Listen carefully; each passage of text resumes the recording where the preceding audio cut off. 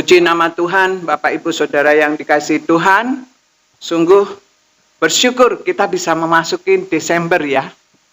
Tapi di dalam saat ini kita sudah banyak orang yang mungkin di awal sudah mulai merencanakan Natal, bahkan sudah mengadakan Natal, perayaan-perayaan Natal. Karena itu kita juga merencanakan Natal. Dan karena itu kita di dalam bulan Desember ini, di awal ini, sudah mulai banyak hujan. Dan kita, biarlah menabur kasih, maka kita akan menuai besar, penuaian besar terjadi. Menabur kasih artinya, di bulan Natal ini kesempatan kita mengajak teman-teman kita. Ketika kita merayakan Natal, kita bisa ajak mereka datang. Supaya mereka mendengar kasih Tuhan itu. Tuhan melawat mereka dan mereka boleh percaya kepada Tuhan Yesus. Karena itu, tema hari ini, menabur benih kasih, menuai besar, penuaian besar terjadi. Amin. Mari kita buka di dalam Lukas 1, ayat 30 sampai dengan ayat 38. Mari kita buka Alkitab kita, Lukas pasal 1, ayat 30 sampai dengan ayat 38. Apabila Bapak Ibu Saudara sudah mendapatkannya, mari kita baca bersama-sama. Sudah? Ayo kita bacanya ya. Kata malaikat itu kepadanya, "Jangan takut hai Maria, sebab engkau beroleh kasih karunia di hadapan Allah. Sesungguhnya engkau akan mengandung dan akan melahirkan seorang anak laki-laki, dan hendaklah engkau menamai dia Yesus. Ia akan menjadi besar dan akan disebut anak Allah yang maha tinggi, dan Tuhan Allah akan kepadanya tahta Daud, bapa leluhurnya, dan ia akan menjadi raja atas kaum keturunan Yakub sampai selama-lamanya, dan kerajaannya tidak akan berkesudahan." Kata Maria kepada malaikat itu, "Bagaimana hal itu mungkin terjadi? Karena aku belum bersuami." Jawab malaikat itu kepadanya, "Roh Kudus akan turun atasmu, dan kuasa Allah yang maha tinggi akan menaungi engkau. Sebab itu anak yang akan kau lahirkan itu akan disebut kudus anak Allah. Dan sesungguhnya Elisabet sanakmu itu, ia pun sedang mengandung seorang anak laki-laki pada hari tuanya, dan inilah bulan yang ke-6 bagi dia yang disebut mandul itu. Sebab bagi Allah tidak ada yang mustahil." Kata Maria, "Sesungguhnya aku ini hamba Tuhan. Jadilah padamu menurut perkataanmu itu." Lalu malaikat itu meninggalkan dia. Kita lihat di dalam ayat 48. Kita baca sama-sama. 1, 2, 3. "Sebab ia telah memperhatikan kerendahan hambanya. Sesungguhnya mulai dari sekarang segala keturunan akan menyebut aku berbahagialah." Berbahagia Bapak Ibu Saudara yang dikasihi Tuhan. Kalau Bapak Ibu Saudara mendengarkan sabda Tuhan tetapi tidak hanya mendengar, menjadi pelaku-pelaku firman Tuhan. Ada sebuah kisah, waktu itu ada drama Natal. Di dalam drama Natal itu ada seorang ibu yang menjadi Maria. Nah, ini terjadinya itu di waktu itu udah agak lama ya, di Plaza Semanggi, ya, Mall Plaza Semanggi itu. Nah, di situ ada perayaan Natal dan diadakan drama. Drama ini tentang kisah Maria yang mengandung Tuhan Yesus seperti itu. Waktu dia seorang ibu yang hamil, memang benar-benar didatangkan yang menjadi Maria ini ibu yang sedang hamil 9 bulan. Dan pada waktu itu dia mengekspresikan atau mendramakan begitu luar biasa bagusnya, sehingga pada waktu dia melakukan drama itu, apa yang terjadi? Dia memang berteriak kesakitan. Aduh gitu. Gak taunya dia mau melahirkan, saudara. Nah, di acara itu dia mau melahirkan. Akhirnya kebingungan dan dibawalah ke rumah sakit. Karena memang benar-benar yang dipakai ibu yang sedang hamil 9 bulan. Seperti itu. Jadi mengerti bahwa Kalau orang hamil itu menderitanya luar biasa. Nah, kisah ini dikatakan bahwa Maria ini di sini dipakai Tuhan. Karena itu dia dikatakan di sini di dalam ayat 30, "Jangan takut hai Maria, engkau beroleh kasih karunia di hadapan Allah. Sesungguhnya engkau akan mengandung dan akan melahirkan seorang anak laki-laki, dan hendaklah engkau menamai dia Yesus." Jadi Maria ini didatangi malaikat Gabriel. Pada waktu itu dia belum menikah. Dan waktu didatangi, bagaimana tidak takut, karena dia tidak tahu. Kalau kita baca ayat-ayat sebelumnya, Maria ini bingung ada apa. Malaikat sampai datang kepada saya seperti itu. Nah, di sini dikatakan jangan takut hai Maria. Karena apa dikatakan jangan takut hai Maria? Sebab engkau beroleh kasih karunia di hadapan Allah. Pelajaran yang pertama adalah di mana Maria mendapatkan kasih karunia di hadapan Allah. Apakah kasih karunia itu? Kasih karunia adalah kasih yang tidak bisa diberikan oleh manusia. Manusia kasihnya terbatas. Ketika engkau menguntungkan saya akan mengasihimu. Tapi kalau engkau merugikan saya tidak mengasihimu. Nah, artinya manusia itu kasihnya dihitung oleh untung rugi. Nah, itu ada berbagai macam kasih manusia, tetapi kasih manusia itu sangat terbatas. Nah, kasih Tuhan itu tidak terbatas. Karena apa? Dia rela datang ke dunia, meninggalkan surga yang luar biasa, istilah kerajaan surga. Dia turun ke dunia, mau menjadi manusia Yesus, dan dikandung oleh Maria, wanita yang sederhana. Nah, inilah berkat yang diperoleh, di mana kita mendapatkan kasih ketika menabur kasih, yaitu di mana Maria menerima kasih Tuhan itu, maka dia mendapatkan kasih karunia itu. Di mana kasih karunia itu, Tuhan mengatakan apa? Jangan takut hai kamu Maria. Bukankah kita akhir-akhir ini juga menjadi takut? Bukankah kita sekarang ini dengar dengan COVID yang baru lagi, ya? Dan lebih ganas katanya, tidak ada gejala. Bahkan kalau di swab pun akan negatif. Tapi tiba-tiba kena ke paru-paru, langsung orang itu mati. Kalau gitu apa yang kita andalkan? Apa yang menjadi kita tidak takut? Wajar kalau menjadi takut, betul? Tetapi kita orang-orang yang mendapatkan kasih karunia. Amin. Karena itu Tuhan katakan jangan takut.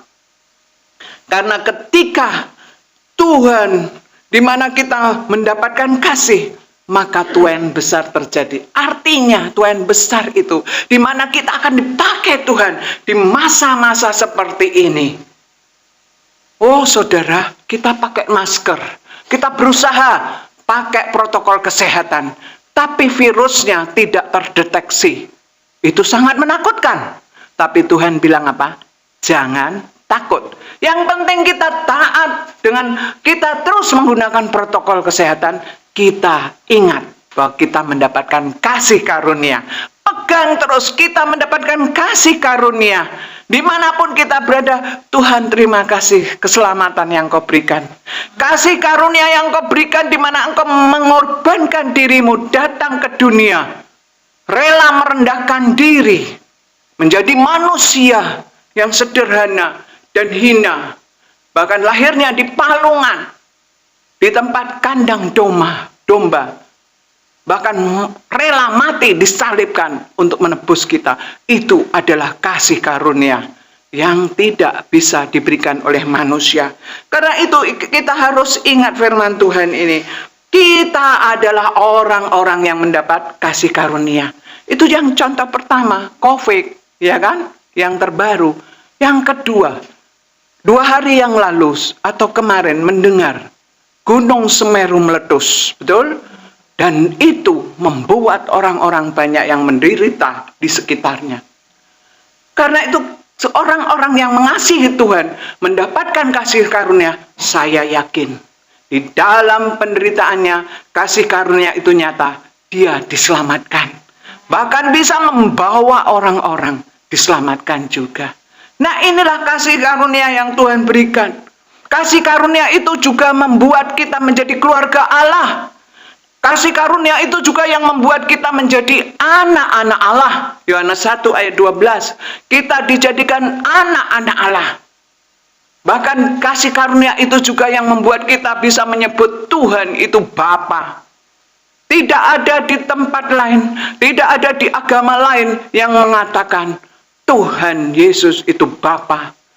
Dan Bapa di surga, dia nggak bisa berani. Dan inilah kasih karunia yang kita terima. Kekristenan berbeda dengan agama-agama yang lain. Kalau saudara mau menerima kasih karunia, ayo, terima Yesus sebagai Tuhan dan Juru Selamat. Inilah kasih karunia yang Tuhan berikan. Dan itulah Maria.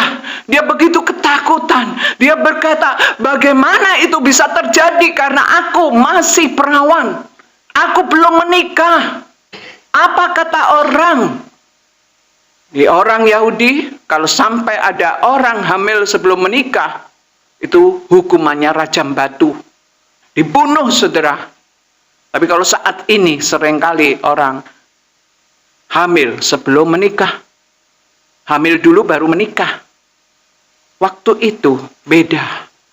Di dalam zaman sekarang, biarlah kita mendapatkan kasih karunia itu, maka kita adalah orang-orang yang mendapatkan kasih yang dari surgawi itu. Bahkan kasih karunia itu kekal sifatnya. Ini kita terima. Inilah pelajaran yang pertama.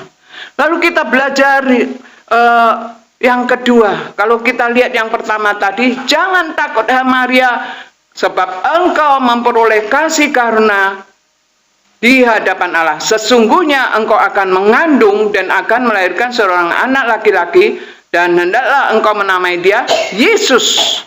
Nah, ini Yesus artinya Juru Selamat. Lalu mari kita lihat, itulah bayi Natal yang kita akan rayakan di bulan Desember ini. Yesus, bayi Natal, di mana membuat kita mendapatkan kasih karunia. Yang kedua, mari kita lihat di dalam ayat 37. Karena kita tadi sudah baca dan selanjutnya itu ya, langsung kita baca yang ayat 37. Mari kita baca sama-sama. 1, 2, 3. Sebab bagi Allah tidak ada yang mustahil. Kata Maria, sesungguhnya aku ini hamba Tuhan. Jadilah padaku menurut perkataanmu itu. Lalu malaikat itu meninggalkan dia. Nah, ini yang kedua kita bisa belajar bahwa di dalam Tuhan tidak ada yang mustahil, saudara. Yang pertama kita mendapat kasih karunia di mana Yesus Juru Selamat itu menyelamatkan kita. Kita mendapatkan semua yang ada di surga dan di bumi. Yang kedua sekarang kita lihat, bagi Allah tidak ada yang mustahil. Jadi karena itu dikatakan lagi, bukan hanya tidak ada yang mustahil. Pelajaran yang harus kita terima adalah yang dikatakan Maria ini, sesungguhnya aku ini adalah siapa? Hamba Tuhan. Siapa, saudara?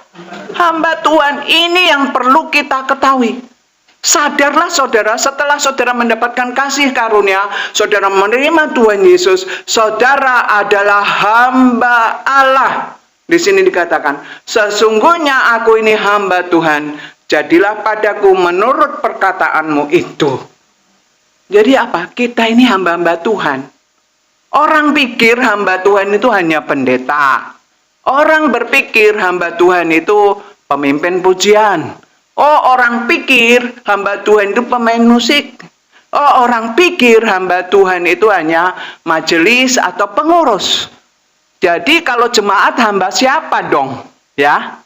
Nah, ini kita harus menyadari ketika kita sudah selamat, percaya Tuhan Yesus, menerima Tuhan Yesus sebagai juru selamat, Tuhan katakan apa? Aku sudah membeli engkau dengan harga yang mahal. Artinya kita adalah hamba Tuhan. Semua kita yang percaya Yesus namanya hamba Tuhan.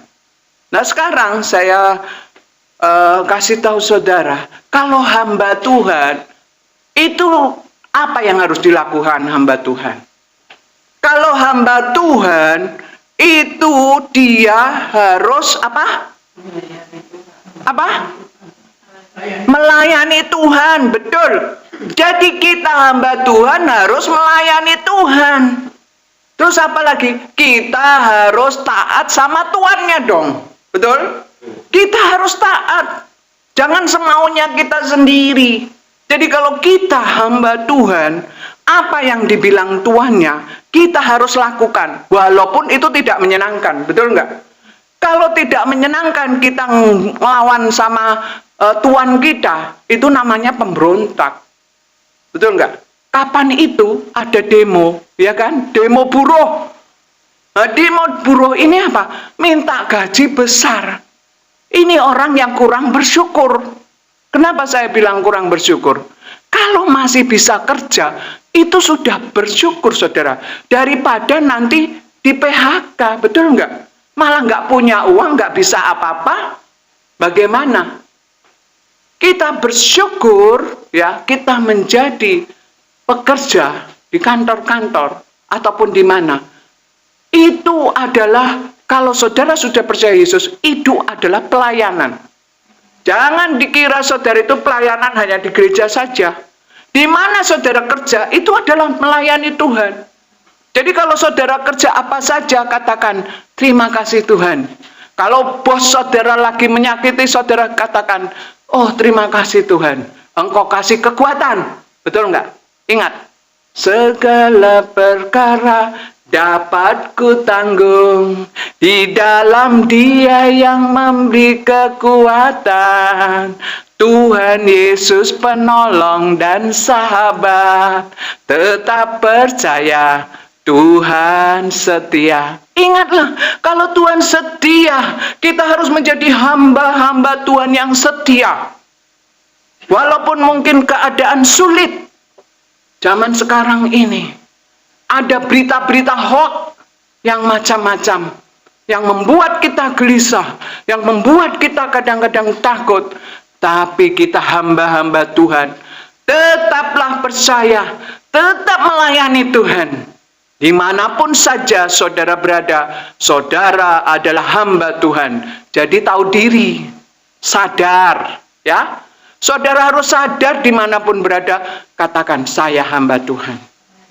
Kalau saudara pergi ke mall, ingat saya hamba Tuhan. Kalau hamba Tuhan kendalikan apa? Mata saudara. Benar nggak?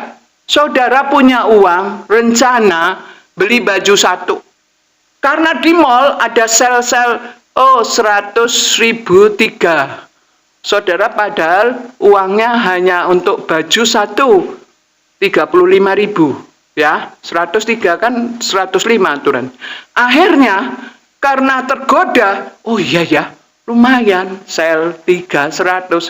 Nggak apa-apa toh, jatah 50 nanti udah dikurangin mana aja, ambil selalu. Itu namanya tergoda, saudara. Bukan hanya saudara yang sering tergoda, saya juga sering tergoda. Nah karena itu ingatlah, kita dimanapun saja berada, kita adalah hamba-hamba Tuhan. Kendalikan hawa nafsu saudara, yaitu kedagingan saudara. Di dalam Galatia 5, ayat 18 dan 19. Itu adalah kedagingan. Itu harus disalib. Nah kita harus, hamba Tuhan, harus taat kepada Tuhan, melakukan Galatia 5 ayat 22 sampai 23, yaitu buah-buah roh. Nah itu kasih, apalagi sukacita, damai sejahtera, kesabaran, kemurahan, kebaikan, kesetiaan, kelemah lembutan, penguasaan diri. Tidak ada hukum yang menentang hal ini. Coba kita lakukan. Coba saudara lakukan. Saudara akan menjadi orang-orang yang berbahagia. Orang-orang yang bisa menabur benih. Yaitu di mana saudara bisa, di sini dikatakan tabur benih kasih tuaian besar. Saudara akan menuai yang besar, yaitu kebahagiaan itu adalah tuaian yang besar yang dimana kita menjadi keluarga Allah yang mendapat kasih karunia. Karena itu kedua ini, mari kita juga praktekkan. Tidak ada yang mustahil bagi Tuhan. Aku ini siapa? Hamba Tuhan. Kalau menjadi hamba Tuhan ketika kita minta pertolongan kepada Tuhan, maka terjadi tidak ada yang mustahil. Walaupun orang bilang, mana bisa kamu sembuh kalau saudara sakit, tapi Tuhan katakan engkau sembuh. Maria ini dibilang, kenapa kamu takut? Gak usah takut. Maka Maria berkata, jadilah kehendakmu Tuhan, aku hamba Allah. Akhirnya apa? Dia taat. Ketika taat, apa yang terjadi? Sukacita, kebahagiaan. Mari kita lihat yang ketiga, ayat 48. Kita baca sama-sama. 1, 2, 3. Sebab ia telah memperhatikan kerendahan hambanya, sesungguhnya mulai dari sekarang segala keturunan akan menyebut aku berbahagia. Maria memang ketika taat itu rasanya tidak menyenangkan. Mungkin dia berusaha sembunyi-sembunyi kepada orang tuanya kalau dia hamil. Terus dia berkata, bagaimana aku bisa hamil? Aku masih gadis. Tuhan katakan Roh Kudus turun. Nah ini, Tuhan Yesus itu tidak ada yang mustahil. Roh Kudus itu turun ke perutnya dan jadilah dia hamil. Bukan karena persetubuhan laki-laki dan perempuan. Kalau kita bisa hamil kan karena kita bersetubuh, betul nggak? Maria hamil, dia perawan, dia masih suci, lalu mengandung. Aneh toh? Loh sekarang ini tidak bisa. Oh walaupun saudara bilang, oh ada bayi tabung. Bayi tabung pun itu dikawinkan loh saudara. Di dalam situ sperma laki sama sel telur disatukan. Terus diproses di situ baru dimasukkan kandungan. Kandungan pun bisa pinjem. Pinjem yang gadis bisa. Tapi proses tetap persetubuhan di dalam itu. Sel telur dan sperma. Tapi Tuhan Yesus jadinya tidak seperti itu saudara. Tuhan Yesus itu Roh Kudus turun langsung masuk perut. Itu mujizat. Inilah yang dikatakan bagi Allah tidak ada yang mustahil. Kamu perawan pun bisa hamil. Karena apa? Roh Kudus pinjam. Di sini ada etika moral. Etika moralnya apa? Tuhan itu pamit kepada Maria, enggak langsung bles masuk kandungannya Maria, enggak. Dia apa? Minta izin. Jangan takut Maria, kamu akan diberi kasih karunia. Kamu akan hamil. Duh, tanya dulu, mau enggak dia? Kan gitu. Enggak dipaksa juga. Tapi karena Maria seorang yang taat, akhirnya dia bisa menjadi berkat. Akhirnya di sini dikatakan apa? Dia orang yang berbahagia. Sebab ia telah memperhatikan kerendahan hambanya. Artinya Maria orang yang rendah hati, orang yang sederhana. Tuhan mengasihi dia. Di sini dikatakan kerendahan hati hambanya. Sesungguhnya mulai dari sekarang segala keturunan akan menyebut aku berbahagia. Betul enggak? Dengan penderitaannya, dengan sukacitanya ketika melahirkan, walaupun dia harus susah, menderita, dia tetap berkata apa? Aku orang berbahagia. Amin. Bisakah saudara seperti itu? Ketika saudara menghadapi masalah, saudara tidak bersungut-sungut, tetapi saudara berkata, Tuhan, aku orang berbahagia. Caranya apa saudara? Saudara lihat hal-hal yang positif. Caranya melihat bagaimana Tuhan menolong saudara. Caranya melihat bagaimana Tuhan Yesus penderitaannya. Itu akan membuat kita terhibur. Itu membuat kita orang-orang yang berbahagia.